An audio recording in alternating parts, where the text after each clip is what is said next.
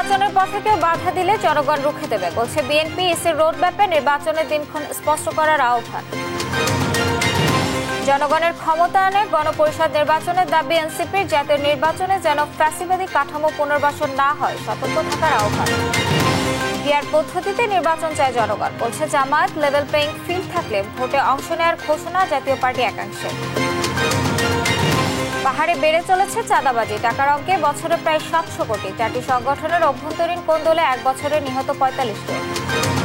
সেনাবাহিনী যখন চলে যাবে তখন তো আমি অসহায় হয়ে পড়ি, তখন আমার বাধ্য হয়ে আমার সাড়া দিতে হয়। পর্যাপ্ত ড্রেনেজ ব্যবস্থা না থাকা সহ অপরিকল্পিত নগরায়নে অল্প বৃষ্টিতেই সাভারে জলাবদ্ধতা। প্রশাসন আশ্বাস দিলেও মিলছে না সমাধান। মেইন সমস্যা হচ্ছে ড্রেনেজ সমস্যা।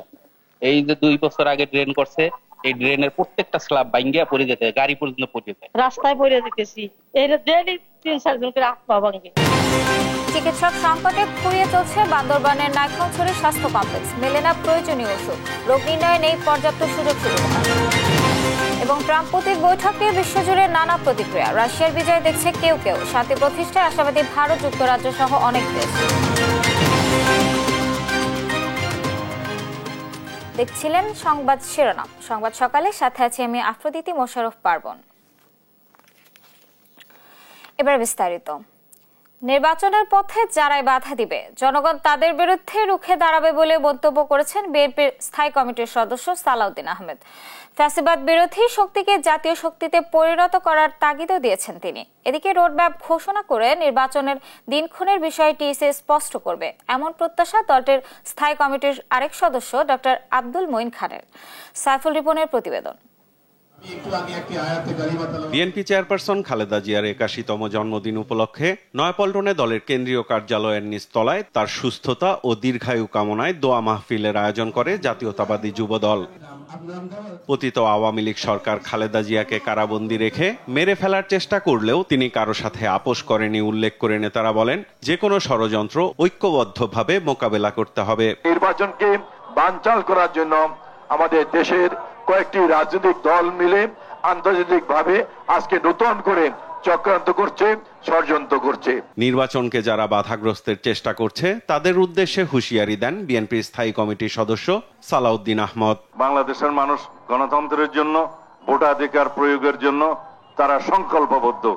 এর বিপক্ষে যারাই দিবে নিয়ে কোনো ধরনের বক্তব্য, যারাই বিভিন্ন রকমের কুযুক্তি উত্থাপন করে গণতন্ত্রের এই যাত্রাপথকে কণ্ঠকাত্তীর্ণ করতে চাইবে, তাদের বিরুদ্ধে বাংলাদেশের জনগণ রুখে দাঁড়াবে। এদিকে জাতীয় প্রেস ক্লাবে জুলাই আগস্ট গণ অভ্যুত্থান ও ফ্যাসিবাদ পতনের বর্ষপূর্তি উপলক্ষে অভ্যুত্থানের শহীদ ও আহত পরিবারের স্বজনদের হাতে আর্থিক সহায়তা তুলে দেন বিএনপির স্থায়ী কমিটির সদস্য আব্দুল মঈন খান। অনুষ্ঠানে যোগ দিয়ে এখনো ষড়যন্ত্র চলছে দাবি করে সবাইকে সচেতন থাকার আহ্বান জানান বিএনপির সিনিয়র যুগ্ম মহাসচিব রুহুল কবির রিজভী। শেখ হাসিনার পালিয়ে গেলেও তার ভূত, তার আত্মারা আবার নতুন করে নতুন কায়দায়, নতুন চেতনায় তারাই তো আবার ভর করেছে। এইটার জন্য তো ছেলেরা জীবন দেয়নি। আমরা সেই গণতন্ত্র চেয়েছি যে গণতন্ত্রে প্রকৃত এদেশের ভোটাররা ভোট দিয়ে যাকে ইচ্ছা তাকে রাষ্ট্র ক্ষমতায় বসাবে। পরে প্রধান অতিথির বক্তব্যে নির্বাচন নিয়ে কথা বলেন ডক্টর আব্দুল মঈন খান। আগামী ফেব্রুয়ারিতে ইনশাআল্লাহ রমজানের আগে তারা নির্বাচনের দিনক্ষণ তারা উল্লেখ করেছে, যেটা পরবর্তীতে আমরা আশা করছি নির্বাচন কমিশন নির্বাচন শিডিউলের মাধ্যমে নির্দিষ্ট করে দেবে। সাইফুল রিপন, দেশ টিভি, ঢাকা। বাংলাদেশ জাতিকে শোষণের হাত থেকে মুক্তি দিতে গণপরিষদ নির্বাচনের বিকল্প নেই বলে দাবি করেছে এনসিপি। শনিবার বাংলা মোটরে এনসিপির অস্থায়ী কেন্দ্রীয় কার্যালয়ে জুলাই সনদ বাস্তবায়নে গণপরিষদ নির্বাচন বিষয়ক আলোচনা সভায় নেতারা এই কথা বলেন। দাবি তোলেন নতুন সংবিধান প্রণয়নের। মোহাম্মদ আলাউদ্দিনের রিপোর্ট, জানাচ্ছেন নাইম আফসান। দেশে ফ্যাসিবাদ পতনের পর থেকেই জুলাই সনদ, গণপরিষদ নির্বাচন ও নতুন সংবিধান প্রণয়নের দাবি তুলেছে জাতীয় নাগরিক পার্টি এনসিপি। এরই অংশ হিসেবে শনিবার বাংলা মোটরে দলটির অস্থায়ী কেন্দ্রীয় কার্যালয়ে জুলাই সনদ বাস্তবায়নে গণপরিষদ নির্বাচন বিষয়ক আলোচনার আয়োজন করে দলটি।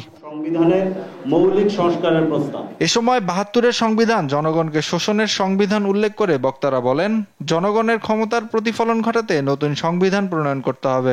গণপরিষদের আলোচনা, এই আলোচনা জনগণের মধ্য দিয়ে আমরা একটি নতুন সংবিধান বানাবো। বাংলাদেশ একটা সাংবিধানিক পরিবর্তনের মুখে দাঁড়িয়ে গেছে এখন এই মুহূর্তে, মানে জুলাই সনদ বাস্তবায়ন যে পদ্ধতিতেই হোক না কেন, বাংলাদেশ একটা নতুন সাংবিধানিক বন্দোবস্তের দিকে যাচ্ছে, প্রবেশ করতে যাচ্ছে। এ সময় দলটির সদস্য সচিব আক্তার হোসেন বলেন, নতুন রাজনৈতিক বন্দোবস্ত বাস্তবায়ন না হলে রাজপথে নামতে বাধ্য হবে এনসিপি। যদি নিয়মতান্ত্রিক আলোচনার মধ্য দিয়ে, যদি টেবিলের আলোচনার মধ্য দিয়ে বাংলাদেশের শাসনতান্ত্রিক পরিবর্তন করা সম্ভব না হয়, নতুন সংবিধানকে বাধাগ্রস্ত করা হয়, আমরা কিন্তু রাজপথের মানুষ রাজপথে ফিরে যেতে আমাদের 1 সেকেন্ড সময় লাগবে না। আর এনসিপি আসন বন্টনের রাজনীতিতে বিশ্বাস করে না বলে মন্তব্য করেন দক্ষিণাঞ্চলের মুখ্য সংগঠক হাসনাত আব্দুল্লাহ। আমাদেরকে অবশ্যই একটা নতুন সংবিধান দিতে হবে। আর যারা প্রতিষ্ঠিত, যারা মনে করতেছে যে আমাদেরকে বাইনারি রাজনীতির বাইরে নতুন রাজনৈতিক দলের উত্থান হইতে দিবে না, আমরা আপনাদেরকে বলতে চাই, আসন দিয়ে আপনি আমাদেরকে কিনতে পারবেন না। আসন দিয়ে কিনা সম্ভব না, আমরা বিক্রি হইতে আসি নাই। আসন্ন জাতীয় নির্বাচন যেন ফ্যাসিবাদী কাঠামো পুনর্বাসনের সুযোগ তৈরি না করে সে ব্যাপারে সতর্ক থাকারও আহ্বান জানান বক্তারা। সরকার ব্যবস্থা তারা প্রণয়ন করবে। নাইম আফসান, দেশ টিভি, ঢাকা। আগামী সংসদ নির্বাচন পেয়ার পদ্ধতিতে অনুষ্ঠিত হবে এবং দেশের জনগণ তা গ্রহণ করবে বলে মন্তব্য করেছেন জামায়াতের সেক্রেটারি জেনারেল অধ্যাপক মিয়া গোলাম পরোয়ার। শনিবার নড়াইল জেলা জামায়াতের লিডারশিপ প্রশিক্ষণ উদ্বোধন অনুষ্ঠানে কথা বলেন তিনি। জানান, পেয়ার পদ্ধতি নতুন নয়, বিশ্বের যতগুলো নির্বাচন পদ্ধতি আছে তার মধ্যে পেয়ার সবচেয়ে গ্রহণযোগ্য ও নিরপেক্ষ। তাই জামায়াতে ইসলামী এই পদ্ধতি চাইছে। এটি 91টি দেশে চালু আছে বলেও জানান তিনি।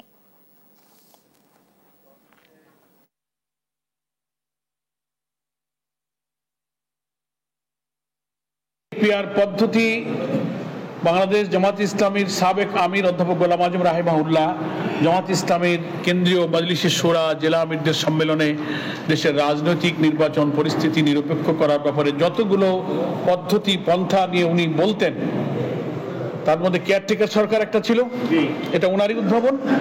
এবং আমাদের মজলিসে শোরায় উনি দ্বিতীয় এই প্রস্তাবটা উনি বলেছিলেন যে দুনিয়ার বিভিন্ন দেশে এই পদ্ধতি আছে, আমরা আগামী নির্বাচনকে সামনে রেখে এই পিআর পদ্ধতিতে নির্বাচন দাবি করেছি। অক্টোবরের মধ্যে লেভেল প্লেইং ফিল্ড নিশ্চিত করতে পারলে আগামী ফেব্রুয়ারিতে নির্বাচনে অংশ নেবে জাতীয় পার্টি, এমনটাই জানালেন দলটির একাংশের চেয়ারম্যান ব্যারিস্টার আনিসুল ইসলাম মাহমুদ। শনিবার রাজধানীর গুলশানে সংবাদ সম্মেলনে তিনি আরও বলেন, সুষ্ঠু নির্বাচন করতে বিচার বিভাগ ও আইনশৃঙ্খলা বাহিনীকে শক্তিশালী করতে হবে।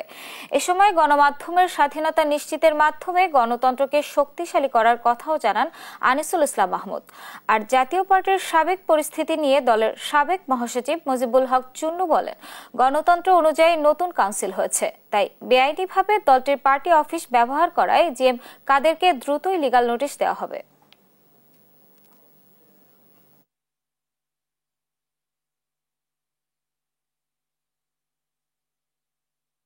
আপনারা একদিকে বিচার বিভাগকে শক্তিশালী করেন এবং সেখানে যেন কোনো অন্যায় না হয়, কোনো একপেশী ভাবে যেন বিচার না হয়, সেটা নিশ্চিত করতে হবে।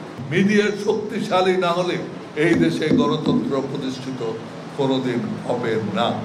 নতুন কমিটি করেছে, আগে কমিটি বিলুপ্ত হয়েছে, তাই তিনি জাতীয় পার্টির চেয়ারম্যান হিসাবে এবং তিনি এটার দাবি করবেন না এবং তিনি এক জাতীয় পার্টির সদস্য, তাকে আহ্বান করবো আমাদের সঙ্গে মিলেমিশে কাজ করার জন্য।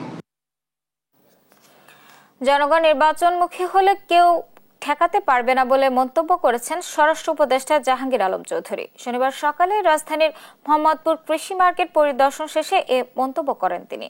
জানান, প্রধান উপদেষ্টা ডক্টর মোহাম্মদ ইউনূসের ঘোষিত সময়ে নির্বাচন হবে, দেশে কোনো চাঁদাবাজের ঠাঁই হবে না বলেও হুঁশিয়ারি দেন তিনি। আরও জানাচ্ছেন ফাহিম ইউসুফ। দেশে প্রতিটি বাজারে পলিথিনের ব্যবহার বেড়েই চলছে। এ নিয়ে বিভিন্ন সংস্থা অভিযান চালালেও আসেনি কোনো পরিবর্তন। এবার এ তদারকিতে নেমেছে আইন শৃঙ্খলা বাহিনী। তারই ধারাবাহিকতায় রাজধানীর মোহাম্মদপুরের কৃষি বাজারে নিষিদ্ধ পলিথিনের উৎপাদন, পরিবহন ও বিপণন রোধ এবং জনসচেতনতা বাড়াতে কার্যক্রম পরিচালনা করেছে র্যাব। এতে অংশ নেন স্বরাষ্ট্র উপদেষ্টা জাহাঙ্গীর আলম চৌধুরী। এ সময় প্রতিটি দোকান ঘুরে পলিথিনের পরিবর্তে পাটের ব্যাগ ব্যবহারের জন্য সচেতন করেন স্বরাষ্ট্র উপদেষ্টা। বাজার ঘুরে সাংবাদিকদের সঙ্গে কথা বলেন তিনি। সম্প্রতি চাঁদাবাজির বিষয়ে উপদেষ্টা বলেন, মোহাম্মদপুর ও মিরপুরে চাঁদাবাজ বেশি। এই মোহাম্মদপুর মিরপুর এলাকায় চাঁদাবাজিটা একটু বেশি হয়। চাঁদাবাজিদের স্থায়ী বাংলাদেশে হবে না। এটা যে যত বড় চাঁদাবাজি হোক না কেন, তারে আমরা আইনের আওতায় নিয়ে আসবো। নির্বাচন ইস্যুতে স্বরাষ্ট্র উপদেষ্টা বলেন, কোন রাজনৈতিক দলের কথা মতো নির্বাচন হবে না। জনগণ নির্বাচনমুখী হলে নির্বাচন আটকানোর সুযোগ নেই। প্রধান উপদেষ্টা যেটা বলেছে ওর উপরে আমাদের কারো কোনো কথা নেই। স্যার যেই তারিখে বলছে ওই তারিখে নির্বাচন হবে। জনগণ যেসব চাবে আমি নির্বাচনের দিকে চলে যাব, কারো কোনো শক্তি নাই নির্বাচন বন্ধ করা। বাজারে দোকানদার ও জনগণকে পলিথিন ব্যবহার থেকে বিরত থাকার আহ্বান জানান স্বরাষ্ট্র উপদেষ্টা। এখন কৃষকরা কিন্তু পাটের এরকম দাম পায় না। এখন আপনারা যদি পলিথিন ব্যবহার বন্ধ করে পাটের ব্যাগ ব্যবহার শুরু করেন, তবে আমাদের কৃষকরা লাভবান হবে, আমাদের স্বাস্থ্যসম্মত জিনিস হবে এবং পরিবেশের জন্য একটা ভালো জিনিস হবে। ফাহিম ইউসুফ, দেশ টিভি, ঢাকা। দেশের কল্যাণে ত্রয়োদশ জাতীয় নির্বাচন ফেব্রুয়ারিতে হওয়া উচিত বলে মন্তব্য করেছেন নির্বাচন ব্যবস্থা সংস্কার কমিশনের প্রধান ডক্টর বদিউল আলম মজুমদার। শনিবার সকালে ডিবেট ফর ডেমোক্রেসি আয়োজিত ছায়া সংসদ বিতর্কে একথা বলেন তিনি। এ সময় আওয়ামী লীগ ছাড়া নির্বাচন অংশগ্রহণমূলক হবে কিনা তার সময় বলে দেবে বলে মন্তব্য করেন বদিউল আলম মজুমদার। তৌফিক মাহমুদ মুন্নার রিপোর্ট। দেশ এখন নির্বাচনমুখী। প্রধান উপদেষ্টা জাতীয় উদ্দেশ্যে ভাষণের পর ফেব্রুয়ারিতে নির্বাচন করতে পুরোদমে কাজ শুরু করেছে নির্বাচন কমিশন। চলতি সপ্তাহে নির্বাচনী রোডম্যাপ ঘোষণা করবে কমিশন। উদ্দেশ্য ফেব্রুয়ারিতে জাতীয় নির্বাচন করা। এমন বাস্তবতায় শনিবার সকালে এফডিসিতে ডিবেট ফর ডেমোক্রেসি আয়োজন করে ছায়া সংসদ। এতে প্রধান অতিথি হিসেবে যোগ দেন নির্বাচন ব্যবস্থা সংস্কার কমিশনের প্রধান বদিউল আলম মজুমদার। কথা বলেন আগামী জাতীয় নির্বাচন নিয়ে। ফেব্রুয়ারির মধ্যে নির্বাচন জরুরি উল্লেখ করে বদিউল আলম মজুমদার বলেন, পুরনো পদ্ধতিতে ভোট হলে আগের মতো বিতর্ক হতে পারে। আমি তো দেখছি না কোনো অনিশ্চয়তা। নির্বাচন হইতে হবে এবং ফেব্রুয়ারির মধ্যে নির্বাচন হওয়াটা জরুরি। আমি আশা করি তাই ঘটবে। সেটা হলো নিম্নকক্ষে বর্তমানে যে পদ্ধতি আছে এই পদ্ধতিতে নির্বাচন হবে, কিন্তু উচ্চকক্ষে হবে পিআর পদ্ধতিতে। কারণ উচ্চকক্ষের ভূমিকা ভিন্ন। যদি সংবিধান সংশোধনের জন্য উচ্চকক্ষেরও যে তাদেরও লাগবে, তাদেরও ভোটের প্রয়োজন হবে, তাদেরও অনুমোদন লাগবে। আওয়ামী লীগ নির্বাচনে অংশ নেওয়ার বিষয়টি আইনি প্রক্রিয়ার সমাধান হবে জানিয়ে তিনি বলেন, সময় বলে দেবে আওয়ামী লীগ ছাড়া নির্বাচন অংশগ্রহণমূলক হবে কিনা। সরকার আওয়ামী লীগের কার্যক্রম স্থগিত করেছে এবং নির্বাচন কমিশন তাদের যে সিম্বল, তাদের যে প্রতীক, সেটা স্থগিত করেছে। এখন এই সিদ্ধান্ত আমি আশা করি আইনি প্রক্রিয়ায় এটা শুরু হবে এবং আওয়ামী লীগ নির্বাচন করতে পারবে কি পারবে না সেটা আইনি প্রক্রিয়া শুরু হবে এবং তার প্রেক্ষিতে সরকার এবং নির্বাচন কমিশন সেই সিদ্ধান্ত নেবে। আমি আশা করি তারা সঠিক সিদ্ধান্ত নেবে, সেটা সময় বলে দেবে। তারা যদি যে আইনি প্রক্রিয়া কি সিদ্ধান্ত হয় তার প্রেক্ষিতে এটা সেই মতামত দেওয়া যাবে। তিনি আরো বলেন, আগামী জাতীয় নির্বাচন সুষ্ঠু করতে সবকিছুই করতে পারে নির্বাচন কমিশন। যে ইনস্ট্যান্ট রিটার্নিং অফিসার হয়। তৌফিক মাহমুদ মুন্না, দেশ টিভি, ঢাকা। জাতীয় জুলাই সনদ 2025 বাস্তবায়নে 8 দফা অঙ্গীকারনামা সহ পূর্ণাঙ্গ খসড়া রাজনৈতিক দলগুলোর কাছে পাঠিয়েছে জাতীয় ঐক্যমত্য কমিশন। শনিবার আনুষ্ঠানিকভাবে খসড়াটি রাজনৈতিক দলগুলোর কাছে পাঠানো হয়। জুলাই সনদে 84টি দফা রয়েছে এবং এগুলো বাস্তবায়নে 8 দফা অঙ্গীকারনামা সহ পূর্ণাঙ্গ খসড়া প্রস্তুত করা হয়েছে। সব পক্ষ স্বাক্ষর দিলেই তা বাস্তবায়ন হবে। এই খসড়ার ভাষায় কোনো শব্দ, বাক্য গঠন বা কোনো বিষয় মন্তব্য থাকলে আগামী 20 আগস্ট বিকাল 4টার মধ্যে কমিশনের কার্যালয়ে জমা দেওয়ার অনুরোধ করা হয়েছে।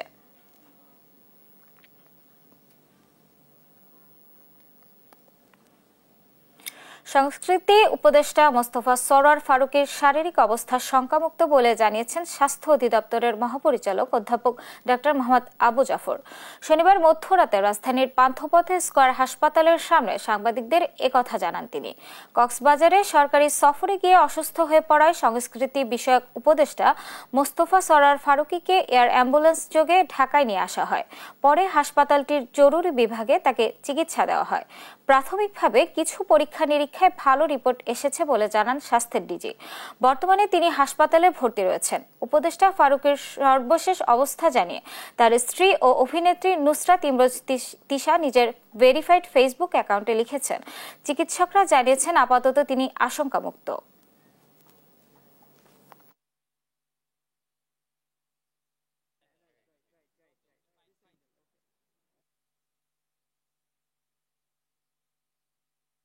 উনি কাজের লোডে ছিলেন, পানি শূন্যতা আছে, ওনার স্যালাইন চলছে।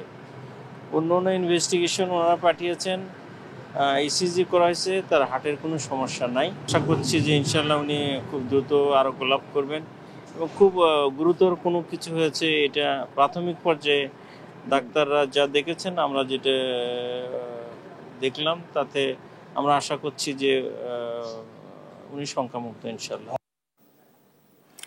2026 সালের হজ যাত্রীদের বিমান ভাড়া গত বছর থেকে কমিয়ে 1,17,000 টাকা করার প্রস্তাব জানিয়েছে হজ agencies association of Bangladesh HAAB. পাশাপাশি হজ যাত্রীদের দুর্ভোগ কমাতে সৌদি আরবের মুআল্লিমের মাধ্যমে বাড়ি ভাড়া ও কুরবানি বাধ্যতামূলক না করার আহ্বান জানানো হয় হাবের পক্ষ থেকে। ফজলে আদিত্যর রিপোর্ট। হজ এজেন্সি অ্যাসোসিয়েশন অব বাংলাদেশ হাবের উদ্যোগে 2026 সালের হজ পালনে আগ্রহীদের নিবন্ধনে ভোগান্তি ও দালালদের হয়রানি কমাতে 3 দিনব্যাপী হজ ও ওমরা মেলা 2025 সমাপনী অনুষ্ঠানের মধ্য দিয়ে পদ্মা নামল। সমাপনী অনুষ্ঠানে হাবের সভাপতি ও মহাসচিব বলেন, 2026 সালের হজ যাত্রীদের বিমান ভাড়া 1,78,000 থেকে কমিয়ে 1,17,000 করার পাশাপাশি সৌদি আরবে বাধ্যতামূলক ক্যাটারিং সার্ভিস বাদ দিয়ে নিজস্ব ক্যাটারিং সার্ভিস চালু করা। একই সাথে সৌদি আরবের ব্যবস্থাপনার মাধ্যমে বাড়ি ভাড়া ও কোরবানি বাধ্যতামূলক না করার দাবি জানিয়েছেন হাব। আমরা শুরু করেছি আগে প্রথমত ঢাকা সিটি, কারণ যেহেতু মানুষ ঢাকা কেন্দ্রিক, আমরা ঢাকাতে শুরু করছি। ইনশাল্লাহ আমরা হাবে এগুলো নিয়ে আলোচনা করতেছি, কিভাবে আমরা বিভাগীয় পর্যায়ে করা যায়, এটা নিয়ে আমরা চিন্তা ভাবনা করতেছি ইনশাল্লাহ। আপনারা জানেন যে 2026 সালে নতুন কিছু পদক্ষেপ সৌদি সরকার নিয়েছেন। বিশেষ করে আমরা মাসায়ের যে সার্ভিসটি গ্রহণ করি সার্ভিস প্রোভাইডারদের থেকে, এটি এখন ক্যাম্প অপারেটর নামে নতুন একটি ব্যবস্থাপনার দিকে তারা যাচ্ছেন। আমরা সার্ভিস প্রোভাইডার থেকে নিব শুধু আমাদের ক্যাটারিং, হাউস রেন্ট এবং ট্রান্সপোর্টেশন। এ সময় বেসামরিক বিমান পরিবহন ও পর্যটন মন্ত্রণালয়ের সচিব নাসরিন জাহান বলেন, হজ এজেন্সিগুলোর উত্থাপিত দাবিসমূহ বাস্তবায়নের ধর্ম মন্ত্রণালয় যতটুকু করণীয় এর সর্বাত্মক প্রচেষ্টা থাকবে। এই 2026 যতদিন আছি 2026-এর হজকে যতটুকু আন্তরিকভাবে বেসামরিক বিমান পরিবহন পর্যটন মন্ত্রণালয়ের করণীয় আছে সেইটুকু আমার মাননীয় উপদেষ্টা মহোদয় সহ আমরা করব, এই কথাটুকু আমি দিয়ে যাচ্ছি। মেলায় উপস্থিত বিভিন্ন স্টলের প্রতিনিধিরা জানান, এমন উদ্যোগ ও পরিকল্পনা দেশের হজ যাত্রীদের সেবার মান নিশ্চিতে গুরুত্বপূর্ণ ভূমিকা রাখবে। এই মেলার মাধ্যমে হাজিরা প্রতারণা মুক্ত হজ করতে পারবে এবং এখানে অনেকগুলো স্টল ছিল, এই স্টলগুলোতে হাজি সাহেবরা তার সুযোগ মতো সরাসরি এজেন্সি খুঁজে পাচ্ছে। এখানে কোনো মধ্যস্বত্বভোগী বা কোনো মিডিয়ার কোনো সুযোগ নাই। সামনের দিনগুলোতে হজ ও ওমরা যাত্রীদের ভোগান্তি কমাতে এ ধরনের উদ্যোগ খুবই প্রশংসনীয় বলে জানান মেলায় উপস্থিত স্টল মালিকরা। ফজলে আদিত্য, দেশ টিভি, ঢাকা। পাহাড়ে চাঁদাবাজির রীতিমতো শিল্পে পরিণত করেছে সশস্ত্র গ্রুপগুলো। ব্যক্তি পর্যায়ের পাশাপাশি সরকারি উন্নয়ন প্রকল্প কারো রেহাই নেই চাঁদার হাত থেকে। চাঁদাবাজি করে অর্থের পাহাড় গড়তে মরিয়া পাহাড়ের আঞ্চলিক 4টি সংগঠন। টাকার অঙ্কে চাঁদাবাজির পরিমাণ বছরে প্রায় 700 কোটি টাকা। চাঁদা না পেলে ঘটে হামলা, গুলি ও অগ্নিসংযোগের ঘটনা। আবার আধিপত্য বিস্তার নিয়েও জড়াচ্ছে সংঘাতে, যেখানে বলির পাঠা সাধারণ পাহাড়ি বাঙালি। গেল বছরে তাদের অভ্যন্তরীণ কোন্দলে নিহত 45 জন। বিস্তারিত শাহাদাত নিশাদের অনুসন্ধানে। নীল আকাশে সাদা মেঘের ভেলা, নিচে সজীব স্নিগ্ধ পাহাড়। এই তো রাঙামাটি। কর্ণফুলী নদীর কোল ঘেঁষে গড়ে ওঠা রাঙামাটি শহরের রিজার্ভ বাজার এটি।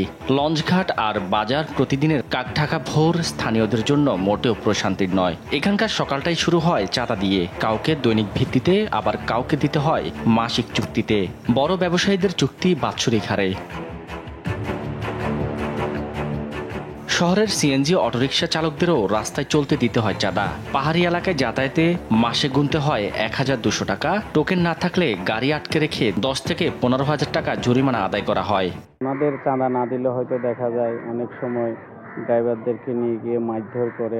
অটোরিকশা চালকদের সংগঠন বলছে, চাঁদা না দেয়ায় অপহরণের শিকারও হতে হয়েছে অনেককে। অপহরণ হওয়ার পর ওর গাড়িও এখনো হদিশ নাই, ওকেও পাওয়া যাচ্ছে না। আজ পর্যন্ত মামলার অগ্রগতি কি সেটা আমরা জানি না। পাহাড়ি সশস্ত্র সংগঠনের চাঁদার হাত থেকে রক্ষা পায়নি মসজিদও। সম্প্রতি আসাম বস্তি এলাকায় উপজেলা মডার্ন মসজিদ নির্মাণের সময় অস্ত্রধারীরা এসে কাজ বন্ধ করে দেয় এবং 40 লাখ টাকা চাঁদা দাবি করে। পরে 25 লাখ টাকায় দফা রফা করে কাজ শুরু করে ঠিকাদার। বছরে প্রায় 45 লাখ টাকা চাঁদা দিয়ে মোবাইল ফোন টাওয়ারগুলো সচল রাখতে হয় কোম্পানিগুলোকে। চলতি বছর দ্বিগুণ চাঁদা দাবি করেছে সশস্ত্র সংগঠনগুলো। তাতে অস্বীকৃতি জানানোয় খাগড়াছড়ি ও রাঙামাটিতে 24টি টাওয়ার ভেঙে ফেলে দেয় সশস্ত্র বাহিনীগুলো। গোয়েন্দা তথ্য বলছে, কয়েকটি ভাগে চাঁদা দিতে হয় পাহাড়ি সশস্ত্র বাহিনীদের, যার মধ্যে রয়েছে সাধারণ চাঁদা, যেখানে প্রতিটি পরিবারকে বসবাসের জন্য দিতে হয় 400 থেকে 500 টাকা। ছোট দোকানদারকে গুনতে হয় 4000, আর মোবাইল ফোন টাওয়ারের জন্য দিতে হয় 2.5 লাখ টাকা। বাজারে কেউ এক ছড়া কলা বিক্রি করলে দিতে হয় 30 টাকা, আর বাগানের মালিক হলে 8 থেকে 10,000 টাকা। যানবাহন চলাচলের লাইসেন্সের চেয়ে জরুরি চাঁদার রিসিট। চাঁদার হাত থেকে রেহাই নেই সরকারি প্রকল্পের ঠিকাদারদেরও। প্রতিটি প্রকল্পে 8 থেকে 10% দিতে হয় চাঁদা। শুধু ব্যবসা করলেই নয়, গ্রামের সালিশেও চাঁদা দিতে হয় পাহাড়ি সশস্ত্র গোষ্ঠীকে। এভাবে বছরে 700 কোটি টাকা চাঁদায় আদায় করছে পাহাড়ের সক্রিয় 4টি সশস্ত্র সংগঠন, ইউপিডিএফ ডেমোক্রেটিক, জেএসএস ও জেএসএস সংস্কার। নতুন আতঙ্ক হয়ে দেখা দিয়েছে কেএনএফ। এমন চাঁদাবাজিতে শুধু বাঙালি নয়, পাহাড়ি ক্ষুদ্র নৃগোষ্ঠীর মানুষও অতিষ্ঠ। সেনাবাহিনী যখন চলে যাবে তখন তো আমি অসহায় হয়ে পড়ি, তখন আমার বাধ্য হয়ে আমার সাড়া দিতে হয়। সাড়া দিলে তো এখানে আমি থাকতে পারবো না। চাঁদার জন্য আধিপত্য বিস্তারে মুখোমুখি পাহাড়ি সংগঠনগুলো। তাদের মধ্যে রক্তক্ষয়ী সংঘাতে হুমকির মুখে সাধারণ মানুষের জীবনযাত্রা। আধিপত্য বিস্তারকে কেন্দ্র করে গেল 1 বছরে ইউপিডিএফ এর সঙ্গে জেএসএস এর সংঘাতে প্রাণ হারায় 42 উপজাতি ও 3 বাঙালি। আহত হয় 57 জন, যাদের বেশিরভাগ নিরীহ বাঙালি। সাবেক এক ইউপিডিএফ সদস্য জানান, চাঁদা না দিলে এখানে কেউই কোনো কিছু করতে পারবে না। সবসময় চাঁদা দিতে হবে, বাৎসরিক বলেন, ব্যবসা করলে দিতে হবে, আর গাড়ি সারালেও দিতে হবে। আমি যতগুলো অস্ত্র ওখানে দেখছিলাম, আর বাংলা সিনেমাদের ভিতরে ওই রকম অস্ত্রই নাই আসলে। রাঙামাটি জেলা প্রশাসক দেশ টিভিকে জানান, পাহাড়ের সশস্ত্র সংগঠনগুলোর চাঁদাবাজি নতুন নয়, তবে তা শক্ত হাতে দমনের কাজ করছে সরকার। কিছু সন্ত্রাসী গ্রুপের তৎপরতা বেড়েছে মর্মে আমরা বিভিন্ন জায়গা থেকে তথ্য পাচ্ছি। তবে আমাদের নিরাপত্তা বাহিনী সহ সকলের সমন্বিত প্রচেষ্টার কারণে সেটা জেলার আইনশৃঙ্খলা পরিস্থিতিকে নেগেটিভলি খুব বেশি এফেক্ট করতে পারেনি। একই সঙ্গে পাহাড়ি বাঙালি সংঘাত দূর করে দেশের স্বার্থে সরকার কাজ করছে বলেও জানান জেলা প্রশাসক। অপরূপ সৌন্দর্যে ঘেরা এই রাঙামাটি পর্যটকদের হৃদয় ছুলেও স্থানীয় বাসিন্দাদের মন বিষাদে ভরা। এখানে অবাধ চাঁদাবাজির বিস্তরে অনেকটাই অতিষ্ঠ হয়ে পড়েছে জনজীবন। তাই তো স্থানীয় পাহাড়ি বাঙালিদের দাবি, অচিরেই সরকারের নজর পড়বে এই রাঙামাটির দিকে। সাদাত নিশাদ, দেশ টিভি, রাঙামাটি। অপরিকল্পিত নগরায়ন এবং পর্যাপ্ত ড্রেনেজ ব্যবস্থা না থাকায় অল্প বৃষ্টিতেই তলিয়ে যায় সাভারের পাড়া মহল্লা ও সড়ক মহাসড়ক। প্রতি বছরই বর্ষা মৌসুমে চরম ভোগান্তির শিকার হন এই শিল্পাঞ্চলে বসবাসকারীরা। উপজেলা প্রশাসনের দাবি, দুর্ভোগ কমাতে নেওয়া হচ্ছে কার্যকরী পদক্ষেপ। দেয়ানিমনের রিপোর্ট। এই চিত্র পৌরসভার 1 নং ওয়ার্ডের পূর্ব জামসিং এলাকার। কয়েকদিনের টানা বর্ষণে তলিয়ে গেছে এখানকার অর্ধশতাধিক বসতবাড়ি। নষ্ট হয়ে গেছে বসবাসরত পরিবারগুলোর ব্যবহৃত সব ধরনের মালামাল। এমন পরিস্থিতিতে পরিবার পরিজন নিয়ে চরম দুশ্চিন্তায় দিন পার করছেন বাসিন্দারা। শুধু পূর্ব জামসিং এলাকায় নয়, দেশের প্রথম সারির পৌরসভা হওয়া সত্ত্বেও অপরিকল্পিত নগরায়ন ও পর্যাপ্ত ড্রেনেজ ব্যবস্থা না থাকায় অল্প বৃষ্টিতেই তলিয়ে যায় বিভিন্ন পাড়া মহল্লা ও রাস্তাঘাট। এতে বছরের পর বছর দুর্ভোগ পোহাচ্ছে স্থানীয়রা। আমার মতন এমন কেউ ডুবে না, আমি যে চাইরানার জিনিস বাইর করতে পারি নাই, আমার ডাইলে চাউলে আমি কিচ্ছু বাইর করতে পারি নাই বাবা। পানি আমরা 40টা ফ্যামিলি পানি তোলে ঘর বাড়ি। দেখো পোলা পানি আছে, কারো ছেলে মেয়ে আছে, কারো ছোট বাচ্চা আছে, থাকতে পারে না, হাফি গুফি দিন ঘরের মাধ্যমে আমরা খুব অসহায় আছি, বাথরুমে যেতে পারি না, খাইতে পারি না, বাজার করতে পারি না, কোনো কিছুই করতে পারতাছি না আমরা। পৌরসভার বাহিরেও একই দশা। গেল কয়েক বছর ধরে জলাবদ্ধতায় অচল অবস্থা উপজেলার তেঁতুলঝরা ইউনিয়নের রাজফুলবাড়িয়া এলাকার। সড়ক দীর্ঘদিন জলাবদ্ধ থাকায় এই অঞ্চলের বেশিরভাগ ব্যবসা প্রতিষ্ঠান ও বাসাবাড়ি ভাড়াটিয়া শূন্য হয়ে পড়েছে। স্থানীয়দের অভিযোগ, বছরের পর বছর এ সমস্যা চললেও দেখার কেউ নেই। মানুষ অফিসে যাবার পায় না, কোনো কাজকর্ম করবার পায় না, এজন্য অনেক সমস্যা হইতাছে। নোংরা পানির কারণে তো অনেক অসুস্থ হয় মানুষ, অনেক রোগ জীবাণু হয়, মশা উপদ্রব বাড়ে অনেক। মেইন সমস্যা হচ্ছে ড্রেনেজ সমস্যা। এই যে 2 বছর আগে ড্রেন করছে, এই ড্রেনের প্রত্যেকটা স্ল্যাব ভাঙ্গিয়া পড়ে যেতে, গাড়ি পর্যন্ত পড়ে যায়। এই যে 4000 টাকা ভাড়া দেই, দোকানদারি করতে পারি না, মাস গেলে তো আমাকে ভাড়া দিতে হয়। রাস্তায় পড়ে যেতেছি, এর ডেইলি 3-4 জন করে হাত পা ভাঙে। সচেতন মহল বলছে, যথাযথ পরিকল্পনা না থাকায় অল্প বৃষ্টিতেই এমন জলাবদ্ধতা দেখা দেয় সাভারে। তাই পৌরবাসীর ভোগান্তি লাঘবে পরিকল্পনা অনুযায়ী প্রয়োজনীয় পদক্ষেপের তাগিদ। আর উপজেলা প্রশাসন বলছে, এসব সমস্যার নিরসনে নেওয়া হচ্ছে কার্যকরী পদক্ষেপ। যেখানে জলাবদ্ধতা আপনারা জানেন যে ইতিমধ্যে সাভার পৌরসভা জামসিং একটা এলাকা আছে, সেই এলাকাতে হলো যে জলাবদ্ধতা দেখা দিয়েছিল, আমরা ইনস্ট্যান্ট এখানে ব্যবস্থা গ্রহণ করেছি পানি নিষ্কাশনের জন্য। এখানে হলো যে পানি প্রবাহ যত হয় সে কারণে আমরা যে নির্মাণ করে দিয়েছি। 280 বর্গ কিলোমিটার আয়তনের শিল্পাঞ্চল সাভার উপজেলায় 23 লাখ মানুষ বসবাস করে। দেওয়ানিমন, দেশ টিভি, সাভার। জাহাঙ্গীরনগর বিশ্ববিদ্যালয়ের আবাসিক হলগুলো থেকে ছাত্রত্ব শেষ হওয়া শিক্ষার্থীদের বের করতে গিয়ে তোপের মুখে পড়েছে বিশ্ববিদ্যালয় প্রশাসন। জাকসু নির্বাচনকে সামনে রেখে বিশ্ববিদ্যালয়ের ও আবাসিক হলের পরিবেশ স্থিতিশীল রাখতে পূর্ব ঘোষিত বিজ্ঞপ্তি অনুযায়ী শনিবার রাতে কামালউদ্দিন হলে এ অভিযান পরিচালনা করা হয়। অভিযানে বিভিন্ন রুম সিলগালা করা হয় এবং অনেককে রোববার সকাল 10টা পর্যন্ত সময় বেঁধে দেয় হল প্রশাসন। এ সময় ছাত্রত্ব শেষ হওয়া 47-48 ব্যাচের শিক্ষার্থীরা হল ছাড়বে না বলে বিক্ষোভ করেন।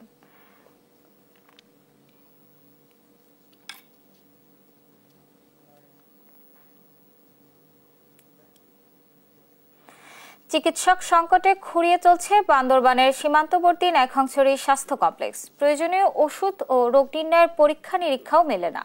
এতে সেবা নিতে এসে চরম দুর্ভোগ পোহাতে হয় রোগীদের। তবে দ্রুত প্রয়োজনীয় জনবল নিয়োগ দিয়ে সংকট সমাধানের আশ্বাস দিয়েছে কর্তৃপক্ষ।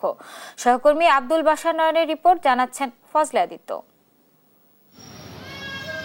বান্দরবানের সীমান্তবর্তী উপজেলা নাইক্ষ্যংছড়ি স্বাস্থ্য কমপ্লেক্সে সেবা নিতে আসা রোগীদের এমন উপচে পড়া ভিড়। শিশুদের কোলে নিয়ে অনেকেই বসে আছেন চিকিৎসকের আশায়। কেউ আবার দীর্ঘ অপেক্ষার পর চিকিৎসার নামে একটি প্রেসক্রিপশন পেলেও অধিকাংশ ওষুধ মিলছে না, ফলে ভোগান্তি পোহাতে হয় রোগীদের।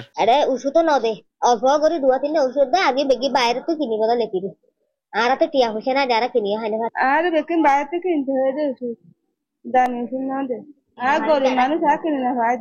স্থানীয় বাসিন্দাদের অভিযোগ করেন, হাসপাতালটির পরিবেশ নোংরা, এমনকি দায়িত্বে চরম অবহেলা করেন চিকিৎসক ও নার্সরা। মূলত বলতে গেলে আমরা নাকি হাসপাতালে ভালো মানুষ যদি যাই, ওনারাও রোগী হয়ে যায়। বলতে গেলে এখানে ডাক্তারই নাই, ডাক্তার চিকিৎসা করছেন নার্সরাই। এখানে ওষুধ পর্যাপ্ত পরিমাণ ওষুধও নেই, বেডশিট নেই, মশারি নেই, বাথরুমের অবস্থা খুব খারাপ। হাসপাতালে বর্তমান অবস্থা হচ্ছে আপনার অপরিষ্কার, অপরিচ্ছন্নতা, বিভিন্ন ধরনের গন্ধটা হাসপাতাল থেকে। স্বাস্থ্য কমপ্লেক্সটিতে চিকিৎসকের 12টি পদের মধ্যে কর্মরত রয়েছেন মাত্র 4 জন। সংকটের কথা স্বীকার করলেও সাধ্যমতো রোগীদের চিকিৎসা দেওয়ার কথা জানান এই চিকিৎসক। আমরা এখন আছি হচ্ছে ইউচেকু ছাড়া হচ্ছে 2 জন, ইউচেকু সহ হচ্ছে আমরা 3 জন ডাক্তার আছি। এই যে ডক্টর স্বল্পতার জন্য আমরা চেষ্টা করে যাচ্ছি চিকিৎসা সেবা দেওয়ার, তাও যদি আরো কিছু ডাক্তার আসতো আমাদের জন্য ভালো। সংকট সমাধান ও দায়িত্বে অবহেলাকারীদের বিরুদ্ধে ব্যবস্থা নেওয়ারও আশ্বাস দেন এই কর্মকর্তা। দায়িত্ব অবহেলা কিন্তু সেটা আমি দেখবো, সমস্যা নেই। দায়িত্ব অবহেলা হচ্ছে কিনা সেটা আমি দেখবো, আমি কাছেই দেখবো। ডাক্তার নিয়োগ প্রক্রিয়া চলতেছে অলরেডি, একটা স্পেশাল বিসিএস দিয়ে সে ডিসেম্বরের আগে এটা এই সমস্যার সমাধান হবে না। ওষুধ এটা হচ্ছে যে বছরের শুরুতে এখনো পর্যন্ত ওষুধ যেগুলো যে আমাদের ঢাকার মেইন সেন্ট্রাল স্টোর থেকে যেগুলো আসার কথা, ওগুলো যখন আসবে তখন সব অ্যাভেলেবেল হয়ে যাবে। দুর্গম অঞ্চলে মানুষের স্বাস্থ্যসেবা নিশ্চিতে দ্রুত চিকিৎসক নিয়োগ সহ প্রয়োজনীয় ব্যবস্থা দেখতে চান নাইক্ষ্যংছড়ির বাসী। নাইম আফসান, নিউজ ডেস্ক, দেশ টিভি। পাহাড়ি ঢল আর ভারী বর্ষণে মৌলভীবাজারের প্রাকৃতিক সৌন্দর্য মাধবকুণ্ড জলপ্রপাতের অভ্যন্তরীণ সড়কে দেখা দিয়েছে ফাটল। সঠিক পরিকল্পনা ও রক্ষণাবেক্ষণের অভাবে দেবে গেছে সড়কটির একাধিক স্থান। পর্যটকদের চলাচলের পথ হয়ে পড়েছে ঝুঁকিপূর্ণ। এ কারণে পর্যটকদের চলাফেরায় সতর্কতামূলক সাইনবোর্ড ঝুলিয়ে দিয়েছে বন বিভাগ। সহকর্মী সালেহ এলাহি কুটির তথ্য ছবিতে বিস্তারিত জানাচ্ছেন শায়লা খান। মৌলভীবাজারের বড়লেখা উপজেলার মাধবকুণ্ড জলপ্রপাত দেশের অন্যতম পর্যটন কেন্দ্র। জলপ্রপাত পর্যটন কেন্দ্রে সারা বছর দেশি বিদেশি পর্যটকদের পদচারণায় মুখরিত থাকে। তবে পাহাড়ি ঢল ও ভারী বর্ষণে মাধবকুণ্ডের সড়কের কয়েকটি স্থান 2017 সালে দেবে যায়। ভেঙে যাওয়া অবকাঠামো বন বিভাগের অব্যবস্থাপনায় এখনো পুরোপুরি মেরামত করা হয়নি। সাম্প্রতিক সময়ে ভারী বর্ষণ আর পাহাড়ি ঢলে আবারও ওই সড়কটির কয়েকটি স্থানে ফাটল দেখা দিয়েছে ও নতুন করে দেবে গেছে। জলপ্রপাতের কুণ্ডে যাওয়ার মূল সিঁড়ির নিচের মাটি সরে গিয়ে পর্যটকদের চলাচলের পথ হয়ে উঠেছে অতি ঝুঁকিপূর্ণ। প্রাথমিকভাবে বালুর বস্তা ফেলে ফাটল ভরাট করা হচ্ছে। তবে ভাঙা রাস্তা ও নোংরা পরিবেশ এখন পর্যটকদের জন্য চরম ভোগান্তি হয়ে দাঁড়িয়েছে। খুবই ভালো লাগছে, কিন্তু এটার যে আশেপাশের যে পরিবেশটা এটা খুবই নোংরা এবং বাজে জিনিস। অনেক আগের ভেঙে গেছে, এই জায়গাটা একটু মেরামতের প্রয়োজন বলে মনে করি। আমি আসছি প্রথমবার মাধবকুণ্ডে, তো যদি এটা আসলে এরকম পরিবেশ থেকে যায় তাহলে হয়তোবা নেক্সট টাইম আসার মতো সেই মন মানসিকতাটা আর থাকবে না। সড়কটির বেহাল অবস্থার কারণে পর্যটকদের সংখ্যা অনেক কমে গেছে বলে জানান স্থানীয় ব্যবসায়ীরা। রাস্তাঘাটের সমস্যা, পর্যটক আসতে অসুবিধা হচ্ছে। আর যদি এগুলো পরিষ্কার থাকতো বা এখানে পর্যটকরাও আসতো, আমাদের এরকম মনে করেন ক্যামেরা এখানে চালাই আগে ইনকাম করতাম, এখন এগুলা হয় না। বন বিভাগ বলছে ভারী বর্ষণ ও পাহাড়ি ঢলের স্রোতে এই ভয়াবহ অবস্থার সৃষ্টি হয়েছে। প্রাথমিকভাবে বালির বস্তা দিয়ে মেরামতের চেষ্টা করা হয়েছে। পুরো বিষয়টি ঊর্ধ্বতন কর্তৃপক্ষকে জানানো হয়েছে। ব্যাপারটা অবহিত করেছি, আমি লিখিতভাবে রিপোর্ট দিয়েছি এবং 10টা স্টিল ছবি পাঠিয়েছি এবং স্থানীয় পর্যায়ে আমি ওখানে বালুর বস্তা ফেলে এবং 6টা সাইনবোর্ড টানিয়ে দিয়েছি সতর্কতামূলকভাবে, যাতে পর্যটকদের কোনো সমস্যা না হয়। ইকো পার্ক ও জলপ্রপাতের প্রাকৃতিক সৌন্দর্য ধরে রাখতে হলে জোড়াতালির কাজ নয়, সঠিক পরিকল্পনা ও রক্ষণাবেক্ষণ প্রয়োজন। তা না হলে মাধবকুণ্ডের মতো সম্ভাবনাময় পর্যটন কেন্দ্র হারাবে তার গৌরব। শায়লা খান, নিউজ ডেস্ক, দেশ টিভি।